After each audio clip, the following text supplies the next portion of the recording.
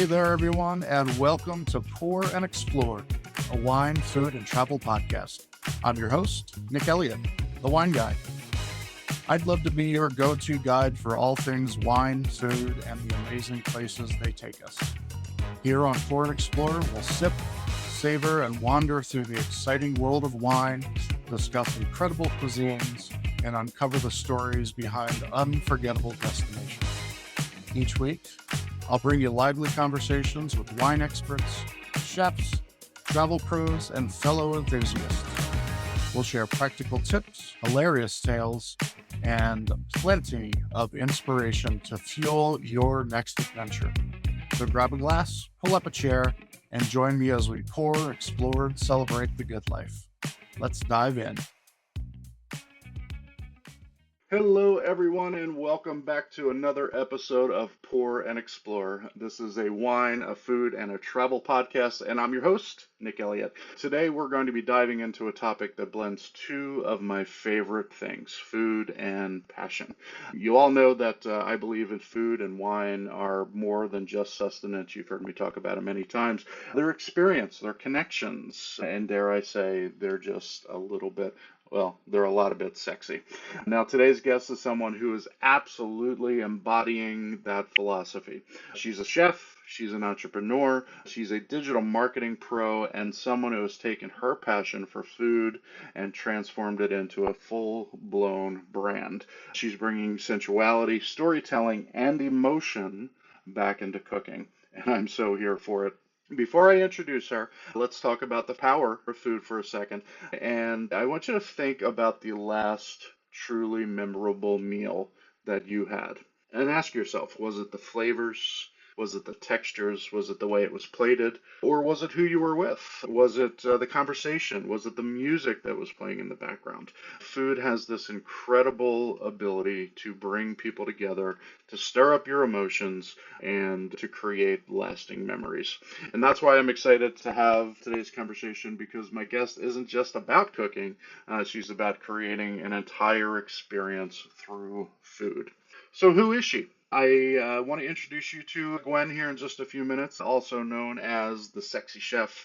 Gwen has done it all. She grew up surrounded by food and in the food business and in business in general. She's worked in restaurants. She trained in culinary school. She's run a successful marketing business, and now she is launching her own food brand that blends indulgence, it blends that passion, and most importantly to me, the education to go along with it. And let's be honest, who doesn't want to make their meals just a little bit sexier? We first met on the Marketer's Cruise. You heard me talk about the Marketer's Cruise in some previous episodes. Happened back in January. I was on the Carnival Cruise Line down in the Caribbean, and we had so much fun. And let me tell you, when Gwen started talking about her approach to food, I knew that I had to have her on the show. So today we're going to talk about how she's redefining the way we think about cooking, what makes a dish truly sexy, and how anyone, yes, even you, can bring a little more excitement into their kitchen. So grab a glass of your favorite wine, settle in, and let's get into it. All right, Gwen, thank you so much for being here today, and welcome to the show. Oh, I'm so happy to be here. Thank you for inviting me. Of course, it's my pleasure. Talk a little bit about what you're doing. Give us a 30,000 foot view of you. Tell us a little bit about yourself. Wow, I've been an entrepreneur since the age of 5. I didn't know what it was, but I knew I loved it. I'm buying and selling stuff and learning on the job. My mom was an immigrant from Germany. She just learned everything on the fly and worked from home. And I decided that watching her to be able to figure out things and work from home, open up multiple fabric stores. I learned fashion from that. And also her love of cooking and vegetables. And I watched her do that. And I went into the Marines. She calls me up about a month before I was going to re-enlist. She says, I'm opening up a restaurant. You want to help? I was like, ooh, that's a challenge. I never did that before. I learned my crafts by taking it seriously, starting from the ground up, doing dishes, learning from the chef. Get this, get that, hot roast, potato, put tomato, and decided that I wanted to go to culinary school. I did that at the same time as working in the restaurant business for 60 some odd hours a week and doing full time in school. it's just the way my brain works. I don't want to just do it. I want to learn why things work. And so that this way you have a broader base to be able to be creative from. And after that point, I moved into New York City, which I was there for 35 years, 34 years, and got away from cooking a little bit and went into the digital marketing space. The internet was all the rage and did very well doing that in my own business. The last few years, retired and retired for 4 or 5 years now, and percolating with the sexy chef idea that I've had for a while. And where I live over here in Florida, I started doing cooking classes because in the community where I live, they came up with a new community center, which had a culinary studio, which was like Top Chef with television screens and vents and stoves. And it was great. Oh, it's so great. I love it. And with benches and tables for them to watch you cook. And they would have television monitors over the top and watch you do everything. It's great. I did that for over a year. Every month I would do a class and I would cover a different cuisine, Italian, Thai, Mediterranean, Spanish, you name it. Every month I would do a different one. And not that I knew how to cook every single cuisine, that would be silly. Do a different cuisine because it forced me to learn that cuisine. And not only I had to cook it, but I had to talk about it, where the foods come from. And as I said, I like a deep dive into it. And why do they use certain foods in the northern Italy and southern Italy and different Thailand, and why do they use certain foods, different areas, indigenous to that area, and about spices. It was so wonderfully exciting and so on. And the concept of that was to really try something you never tried before. And so it's called Foods of the World. And from that, I started to get the burning desire to love cooking again. And so I started thinking about Sexy Chef and how I could put that together in doing a social media channel. And so I branded the name Sexy Chef, and I'm logos and aprons with Sexy Chef on it, and have come up with spices and things like that. I haven't gone through the production cycle of that yet, but I want to wait until I have more of a clientele. But that's all coming down the road, and private chef stuff and catering and things. So I have big plans for the brand to come out and to be able to do that. And I'll be launching that fairly soon on all the major social media channels. I want to thank you for allowing me to talk about what I want to do and how I want to do it. Hopefully people will like the Sexy Chef brand, and we'll talk a little bit more about that, what that really means. Yeah, absolutely. First and foremost, let me start by saying thank you for your service. On behalf of my audience, we definitely appreciate it. And when you and I first met, we were on the marketers cruise down in the Caribbean back in January. I actually did a live podcast episode from there. For those of you who remember my episode from the Carnival Vista, I met Gwen there, and fascinating stuff, and definitely wanted to have her on the show. So I'm so glad that you're here.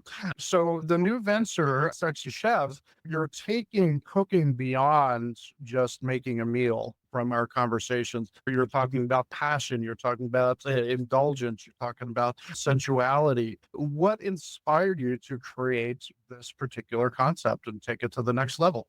If you look at marketing and any kind of business that you've done marketing, one of the things that you have to come up with is what's your hook? What makes me different? Why would they stop and watch my channel versus something else? The idea of Sexy Chef was really born from my desire to highlight not only cooking, but emotional and sensory, all this journey through cooking, right?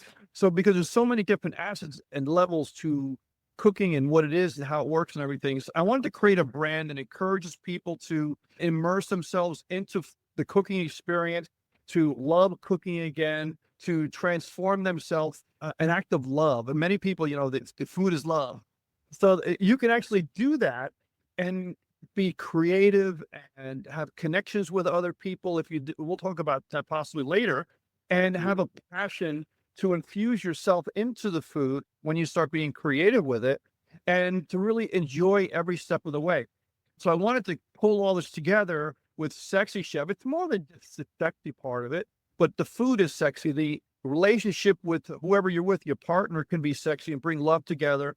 And the love and the art of cooking itself is much more than just preparing food and eat. Yes. I don't know if you ever saw the movie called The Menu. Yes. With Ralph Fiennes. And he said, don't eat, enjoy, savor. I'm just paraphrasing his words, but savor taste the complexities of the food. And that's what I want people to enjoy. Not only that part, enjoying it, but enjoy the complexities of the food and the process that you go through to make that. It could be a whole holistic experience. Yeah, 100%. As a chef myself and a sommelier, I use the word sexy a lot when I talk about wine. So I love the fact that you're bringing that all together. And sexy doesn't necessarily have to mean sexy. It's the feeling that you get, that warm and fuzzy, and dare I say that, attraction to a dish or a glass of wine and so on. So I absolutely appreciate that. Talking about that, how would you define a sexy dish? Is it the ingredients? Is it the love you're putting into it? Is it the presentation? We eat with our eyes first, as our instructors told us in culinary school, or is it more of an emotional? A quote unquote sexy dish is really a harmonious blend of all those different things, all the different elements. You bring them all together. So it's not any one specific thing because each person has their own but it can begin with choosing ingredients that kind of evoke an indulgence or an allure to the food or to the person or to the environment or to the end dish presentation. Then cooking them, but presenting them in a way that captivates your eyes, your senses, your taste buds, texture. Presentation is a big thing for me, and allowing color and all these different things to work together. So doing all of that and cooking with love and creativity and this intentional specificity to be able to make something overall that's going to turn you on is paramount in cooking a sexy dish. But you have to know what turns the other person on or yourself. What do you call sexy? Because my sexy is different than yours or somebody else's. And that certainly goes into the whole process of, and I'll probably cover this later on, is that it goes into the whole process of what are you cooking for? Yeah, for people, for yourself, for a group, 100%. You talked about your experience coming up in the restaurant industry with your mom. I think is awesome. So many of us in the industry have that experience where it was either a family member or a friend who brought us in and helped us fall in love with the industry. Talking about that passion for a dish, is there a dish that you can think of that made you fall in love with food? Oh, wow. My mom taught me to love vegetables, but going back on falling in love with food, wow. She taught me to really dive into the preparation of the vegetables. My next door neighbor where I live is vegan. Now, I'm not vegan, but I love to eat vegetables. So if I see a vegetable dish, a beautiful roasted cauliflower with miso on it or something like that, I'll order that over the steak. And a well-prepared vegetable dish is perfectly satisfying for me. So any kind of a vegetable dish like that, Brussels sprouts and roasted spinach with coconut milk or something with fish sauce in it, or just something is creative and not just slapped together, that I'll just love it. I'll devour that whole dish like that. It's very satisfying for me personally. Fantastic. Fantastic. We see a lot on social media, TikTok, Instagram Reels, Facebook Reels, all of that stuff. We see a lot of people cooking on the internet, and in a lot of ways, they're being very innovative. And again, dare I say, sexy. You described when we were first talking, and a little bit now, you described cooking as an experience for all of your senses. For our audience, people who might be aspiring cooks and want to aspire to be in your position, what do you suggest they can do to bring more sensuality or sexuality into their cooking? The first thing is really to not just slap things together, is to really stop and think about what you're putting together. The first thing is always the freshest, vibrant ingredient that you can get. You want to get away from the prepared foods, the nutrition stinks and those types of things, as we're all learning to be, it's terrible. But fresh foods, and I even go a step before that, is the shopping experience. Go to a fresh market, pick the different things, smell it, talk to the person that worked there every single day. What's your best stuff here today? And pick things that'll start the whole process of touch, feel, taste, and try something new that you haven't tried before.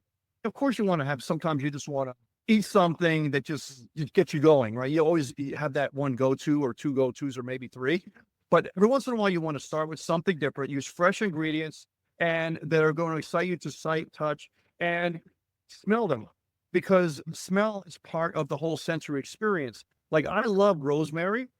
So I bought a rosemary tree because it's so fun. I brought a rosemary tree and I'm like, I want to smell, I smell a little bit, but Then I went up and also I shook the tree. Like, you got to go and you got to shake up the herbs and maybe use a mortar and pesto to get them going, the fresh herbs. And that just releases all their lusciousness. And it's wonderful to be able to do that. So finally, taste your creations, relish all the flavors and all the techniques and all the texture that you have, and put those all together, and you'll have a whole experience with your food. So it starts from buying the foods through the whole process of cooking what you want to cook with fresh, vibrant ingredients, the fresh herbs, and whether you're doing fish or meats or anything like that, you'll be able to have a whole holistic approach with all these different aspects coming to fruition at once. Then you plate it and it's 100%. What you're describing in my mind, I'm picturing a very European experience, a very French experience or an Italian experience where folks are coming off of work and they're going to the local market and they're picking up their food for the night and bringing it home, cooking it and having dinner at 8 o'clock, 9 o'clock, 10 o'clock, whenever crazy hour they're having dinner over there. Those are the experiences that I have when I'm in Europe. You're taking me back to all of the wonderful experiences I've had. When I went to Italy, I was in Florence and Milan and Venice. So like, I thought you would get me started on Venice. But they look at eating as a whole different thing. It's a communal thing. It's communication. They just don't eat, shove it down their throat, they're done. It's getting there, talking to family, talking with other people. And dinner might last 2 hours.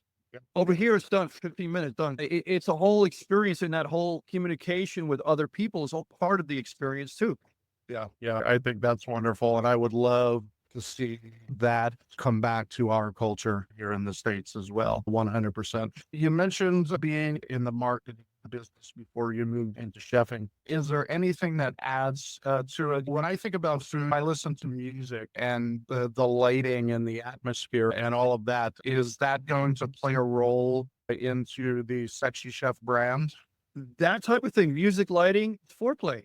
When I'm like, okay, here comes, I'm getting inspiration. I've gone and done my shopping. I love old music, Frank Sinatra, Dean Martin. Put that on. I'll have a glass of wine. I love Pinot Grigio, Pinot Noir. I love them.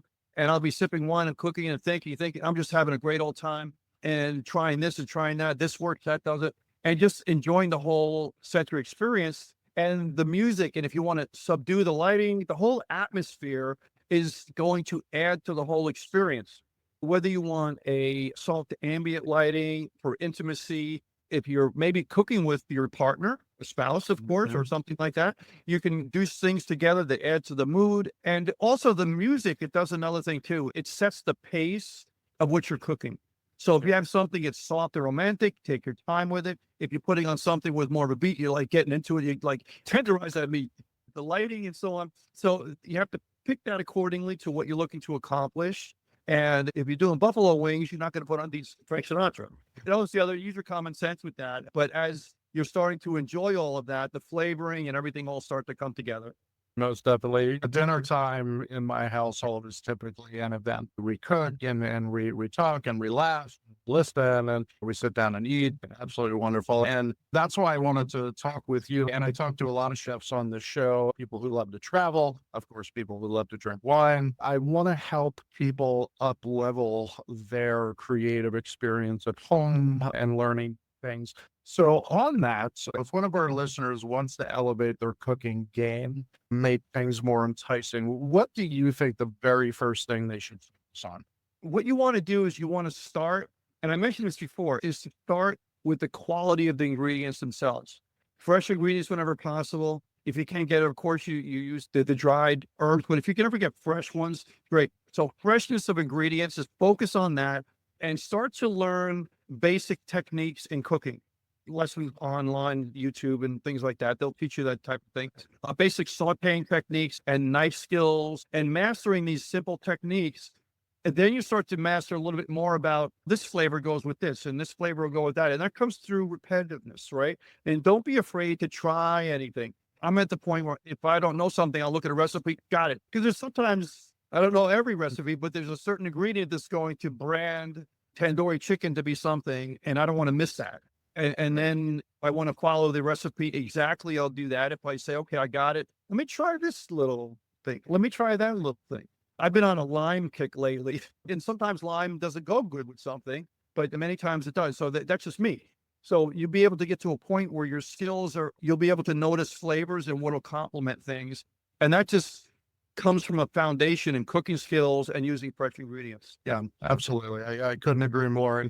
And to expound upon that, your point of having YouTube, obviously there are a million and one cookbooks out there on the market from professional chefs all the way down to amateur chefs. And these are great ways to learn these foundational things that Gwen's talking about. Knife skills, learning how to use your knife correctly, whether it's the beautiful Japanese type knife that you're showing there, a standard French knife or a santoku, or learn your knife skills, keeping certain things in your pantry. My very first episode of this podcast was talking about, what to have in your pantry, because to a home chef, just like to a professional chef, having a well-stocked pantry is going to be vital to your final results. So these are all things that are very helpful to home chefs, amateur I chefs. think it's worth when you're going to make something and you can look and you can't find one ingredient. Where is it? Absolutely. And that's why it's important to make a list and go to the grocery store or to your farmer's market. Yes, 100%, 100%. All right. Last question on kind of the culinary side. Tell me about your favorite sexy food.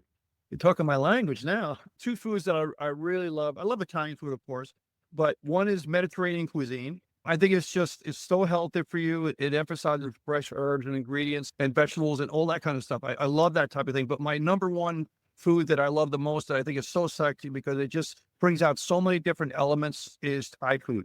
Sweet, salty, sour, spicy. So you can go in so many different directions with Thai food. That is by far my ultimate food to be able to do different things with, and to be creative with a curry, a nice sticky rice with mango and coconut milk. It lights up your taste buds. But the Mediterranean and Thai food are my two favorites. Yeah, you can't go wrong with Mediterranean cuisine, especially the fresh seafood coming out and how they incorporate flavors from the land and the sea all together. Just absolutely wonderful. And you're 100% right about Thai food. The variety of flavors and the uniqueness of flavors in Thai cuisine. Talk about lime. Lime is a huge part of Thai cooking. Coconut milk, curries, of course. And if you have not tried Thai cuisine in the past, which it's not always available in every place, a lot of your bigger markets are going to have a Thai restaurant or two or three or 10 like here in San Diego. But really the two things that Mediterranean Thai have is the preparation takes up most of the time because it's the fresh ingredients, and then the cooking is quick. Yes. In many, not every case, but many cases. Don't get me started on Thai street food. Salad or pad Thai or something in Thai street food is like, whoa, the best in the world. Yeah, absolutely. We'll have you on another time and we'll talk about more of that travel stuff and your experiences at the Thai street vendors. Let's change directions a little bit. So the sexy chef and the spices are a new thing that's happening for you, but in your past, you've got a wonderful past as an author and an entrepreneur. You've written books with Richard Branson and Brian Tracy. Tell us a little bit about that. Well, tell us what the books are first, and then tell us about that experience. The gentleman that you mentioned, Brian Tracy, if you're not familiar with who that is, a super peak performance guru. He's like one of the top people in the world that shows you how to get unstuck, how to be able to bring the best out of yourself. And I love that because I talked about that for decades. And Richard Branson, Sir Richard Branson, is phenomenally. The thing I love about Sir Richard Branson is one of the quotes that he had one time is someone asked him, do you think you have more opportunity than anybody else? He says, no, I have just as much as anybody else.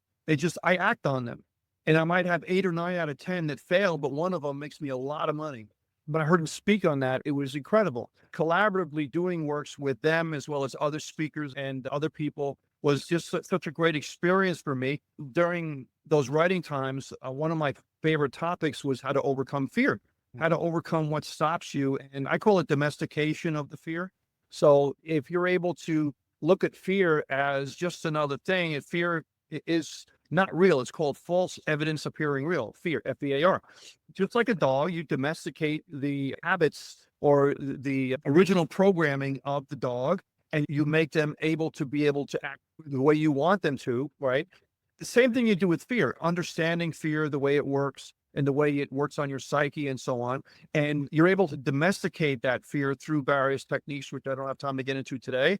but you'll be able to do that and be able to speak on stage and go and do karaoke and go and cook up a storm and do things that you never thought possible because you have the resources already inside of you. You just don't realize it.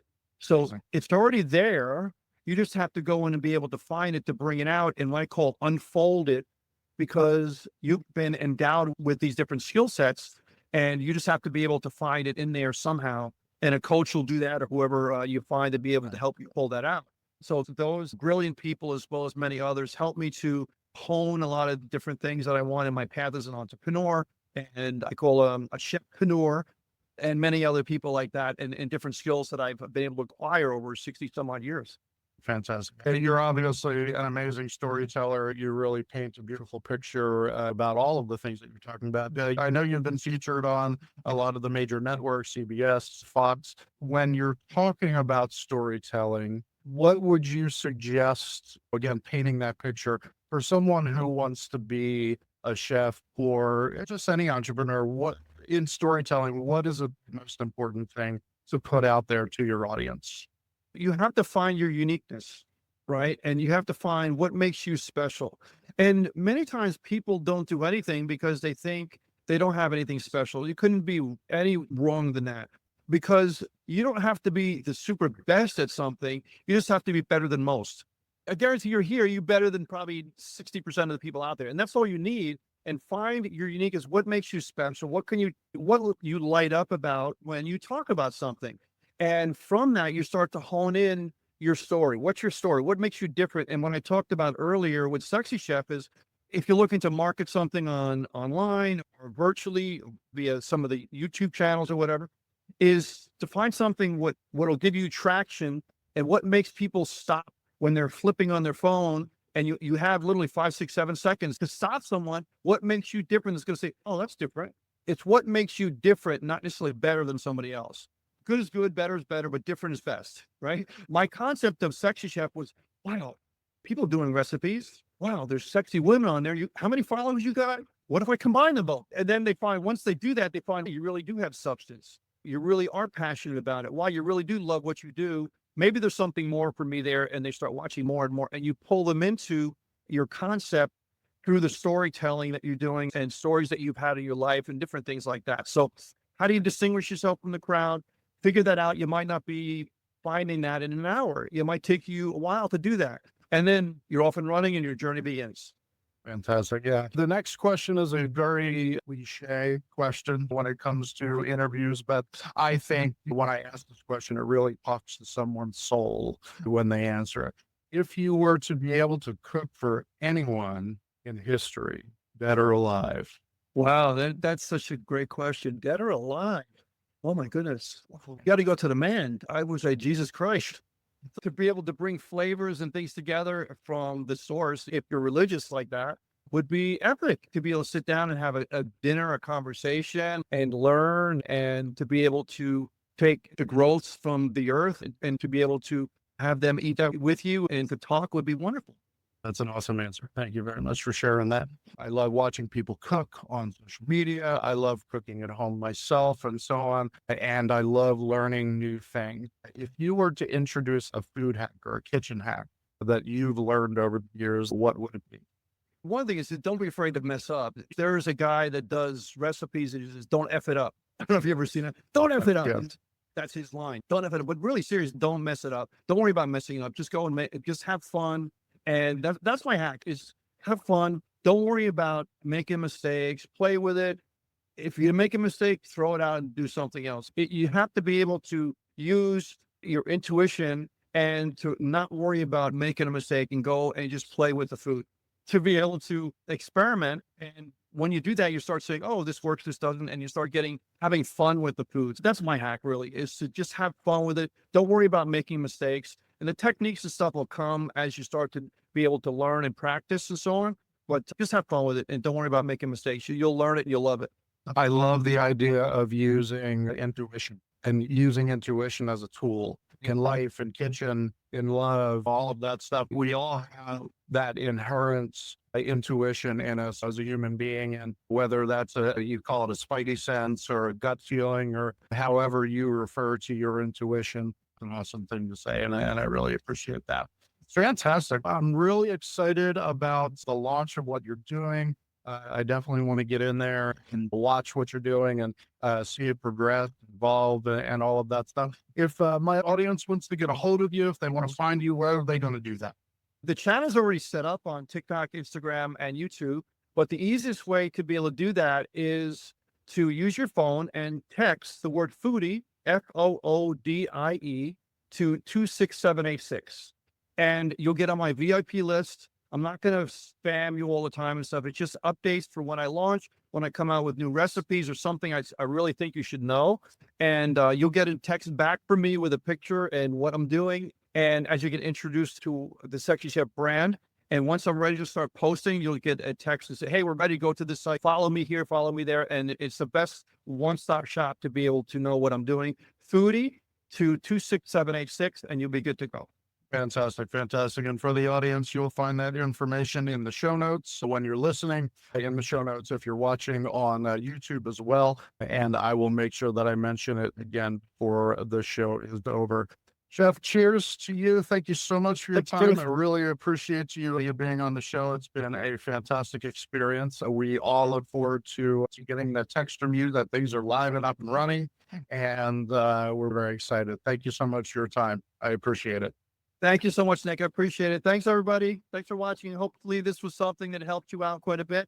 And I look forward to seeing you on one of the videos. Wow, what a fantastic conversation. I don't know about you, but I'm feeling completely inspired to step into my own kitchen and start cooking with a whole new mindset. Gwen, thank you so much for sharing your journey, your insights, and your passion with us today. I really appreciate it. I love how you described cooking as an experience, not just a task. It's about being intentional, about engaging all of your senses, and of course, having fun with it, whether it's the way you plate a dish, the ingredients you choose, the atmosphere you create.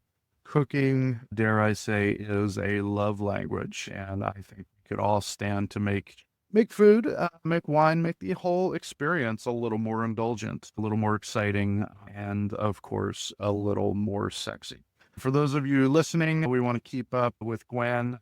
I highly recommend you do that. She's got a whole lot of stuff in the works. So make sure that you are including the launch of the Sexy Chef in your to-do list. And the way you're going to do that today is you're going to text the word foodie, FOODIE, the number 26786. And that's going to get you on her VIP list, and you're going to get text updates with all the cool stuff that she is doing. And she's going to keep you posted on upcoming recipes, social media updates, and all things Sexy Chef. So thanks for listening. And of course, I want to make sure that I link everything in the show notes.